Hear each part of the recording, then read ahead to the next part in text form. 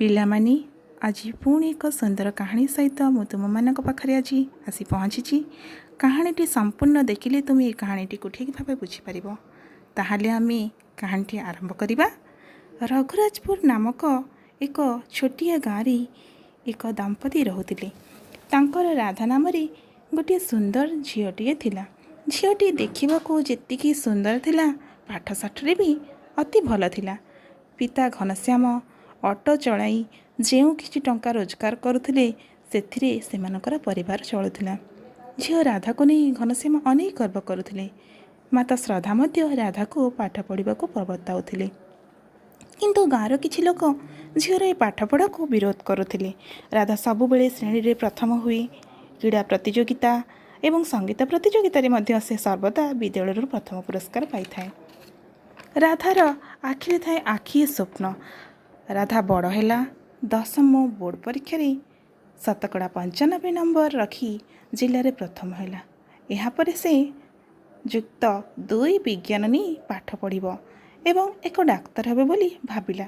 ପିତା ଘନଶ୍ୟାମ ଝିଅର ସ୍ୱପ୍ନକୁ ପୂରା କରିବା ପାଇଁ ଜମି ବନ୍ଧା ପକାଇ ଝିଅ ପାଠ ପଢ଼ିବା ପାଇଁ ଲକ୍ଷାଧିକ ଟଙ୍କା ଖର୍ଚ୍ଚ କଲେ। ଯୁକ୍ତ 2 ବିଜ୍ଞାନରେ ମଧ୍ୟ ରାଧା ଶତକଡ଼ା 90 ନମ୍ବର ରଖି ତାଙ୍କ କଲେଜରେ ଟପର ହେଲା। ଏହା ଶୁଣି ଗାଁ ଲୋକେ ଈର୍ଷା କରି କହିଲେ, ଯାହା ହେଲେ ଝିଅ ଜନ୍ମ ଚୁଲି ମୁଣ୍ଡକୁ। କିନ୍ତୁ ଏଇ କଥାକୁ ରାଧା କି ଖାତିର କରେ? ପରିବାର ଲୋକ ମଧ୍ୟ ଖାତିର କରୁନଥିଲେ। କିନ୍ତୁ ଏକ ଦୁଃଖର କଳା ବାଦଲ ତାଙ୍କ ଘର ଉପରକୁ ସତେ ଯେପରି ମାଡ଼ି ଆସିଲା। ଏକ ଦୁର୍ଘଟଣାରେ ରାଧାର ବାପା ଘନଶ୍ୟାମଙ୍କର ମୃତ୍ୟୁ ହେଲା, ଯାହାକି ସଡ଼କ ଦୁର୍ଘଟଣା ଥିଲା। ରାଧାକୁ ଏବେ ଚାରିଆଡ଼ ଅନ୍ଧାର ଦେଖାଗଲା। ସେ ଏବେ କ'ଣ କରିବ? ସେ ଭାଙ୍ଗି ପଡ଼ିଲା। ମା ମଧ୍ୟ ଏକଥା ଭାବି ଭାବି ଶଯ୍ୟାଶାୟୀ ହେଲେ। ପିଲାମାନେ, ଏବେ କ'ଣ ସତରେ ରାଧା ତାର ସ୍ୱପ୍ନକୁ ପୂରଣ କରିପାରିବ? ସତରେ କ'ଣ ରାଧା ତା ସ୍ୱପ୍ନକୁ ପୂରଣ କରି ଡାକ୍ତର ହୋଇପାରିବ? ରାଧା ମନେ ମନେ ଭଗବାନଙ୍କୁ ସ୍ମରଣ କଲା ଏବଂ ଜଣେ ଧନୀ ଲୋକଙ୍କ ଘରେ ତାଙ୍କ ପିଲାକୁ ପଢ଼ାଇଲା। ଦିନ ରାତି ଏକ କରି ପରିଶ୍ରମ କଲା। ତାର ସାଙ୍ଗମାନେ ବିଭିନ୍ନ ସ୍ଥାନରେ ପ୍ରଶିକ୍ଷଣ ନେଲେ ଡାକ୍ତର ହେବା ପାଇଁ। କିନ୍ତୁ ସେ ନିଜକୁ ନିଜେ ପ୍ରସ୍ତୁତ କଲା ଡାକ୍ତରୀ ପରୀକ୍ଷା ପାଇଁ ଏବଂ ଡାକ୍ତରୀ ପରୀକ୍ଷା ଆସି ପହଞ୍ଚିଲା। ସେ ପରୀକ୍ଷା ମଧ୍ୟ ଦେଲା। କିଛି ଦିନ ଗଲା, ପରୀକ୍ଷା ଫଳ ପ୍ରକାଶ ପାଇଲା। ସମସ୍ତେ ନିଜ ନିଜ ଫଳ ଦେଖିଲେ। ରାଧା ମଧ୍ୟ ନିଜ ପରୀକ୍ଷା ଫଳ ଦେଖି ନିଜର କୋହକୁ ରୋକିପାରିଲା ନାହିଁ।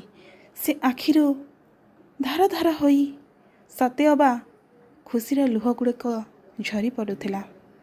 କାହିଁକି ନା ସେ ପ୍ରଥମ ଥରରେ ନିଜକୁ ଡାକ୍ତରୀ ପରୀକ୍ଷାରେ ସଫଳ କରାଇ ପାରିଥିଲା। ବର୍ତ୍ତମାନ ରାଧା ଡାକ୍ତରାଣୀ ହୋଇଗଲାଣି। ଏବେ ସେ ରାଧା ନୁହେଁ, ଡକ୍ଟର ରାଧିକା ରାୟ ନାମରେ ପରିଚିତ। ତା ମାଙ୍କୁ ମଧ୍ୟ ନିଜ ଚିକିତ୍ସା ମାଧ୍ୟମରେ ଭଲ କରିପାରିଛି ରାଧା ଏବଂ ଗାଁରେ ଏକ କ୍ଲିନିକ୍ ଖୋଲି ରୋଗୀଙ୍କୁ ସେବା କରୁଛି। ସତରେ ପିତା ଘନଶ୍ୟାମ ସ୍ୱର୍ଗରେ ରହି ଝିଅର ଏଇ ଖୁସି ଓ ଭଲ ଗୁଣଗୁଡ଼ିକୁ ଦେଖି କେତେ ବା ଖୁସି ହେଉନଥିବେ? ପିଲାମାନେ, ଆମେ ସମସ୍ତେ ପରିଶ୍ରମ କଲେ, ଉପଯୁକ୍ତ ମାର୍ଗରେ ଚାଲିଲେ, ପିତାମାତାଙ୍କର କଥା ମାନିଲେ ନିଶ୍ଚୟ ଦିନେ ବଡ଼ ମଣିଷ ହେବା ଏବଂ ଆମର ସ୍ୱପ୍ନକୁ ସାକାର କରିପାରିବା।